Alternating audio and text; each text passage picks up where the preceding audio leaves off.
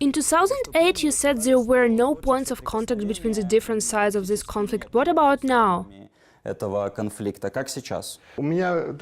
Over these 2 months, I have already visited Chisinau and Tiraspol twice. I met the same people with whom I worked with 7 to 9 years ago, but who today hold different positions. Therefore, we did not have to waste time getting to know each other. We immediately started negotiations. I had a feeling of déjà vu, as if I did not go anywhere. The same problems remain, mainly of socio-economic nature. The situation has not changed much. Negotiations are not easy. If that's what I said in 2008, that's probably the way it was. But when I left the post in 2010, there was progress. Moldovan citizens live on both the left and the right bank of the Dniester, and they need their economic questions to be solved somehow. It is very important. But Ukraine and other mediators are interested in the issue of preserving the sovereignty of Moldova and its entire territory, as well as the reintegration of Transnistria into a single state. Therefore, when I held meetings in Chisinau and Tiraspol, I reported that I have a very clear mandate from the President of Ukraine, Petro Poroshenko, to work so as to maximize the strengthening of Moldova's sovereignty and the reintegration of the Transnistrian region into its composition. Is it clear from your communication with the authorities of the unrecognized Transnistria that they are interested in the reintegration? I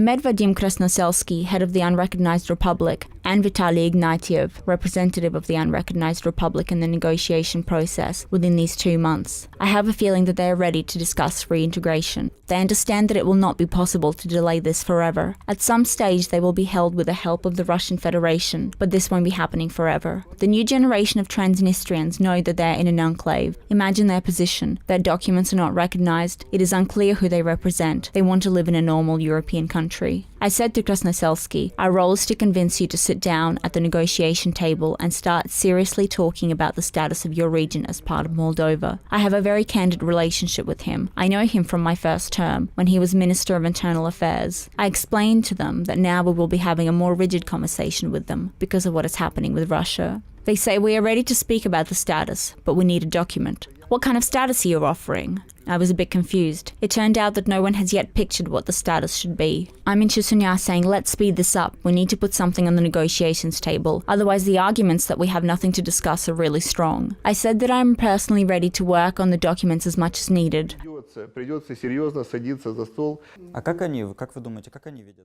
And how do the Transnistrian authorities see the status of the region? They would like something along the lines of a federation, a confederation, to have an impact not only in decision-making of a socio-economic nature, but also on more serious matters, foreign policy, for example, defense. But of course no one will give that to them, and they understand this. Therefore there won't be a federation or confederation there. Chisinau is clear on the position. It will be autonomous. If Transnistria integrates into Moldova, their presence will be not a priori. How can they be present there if they are part of Moldova? They will say, guys, what are you doing here?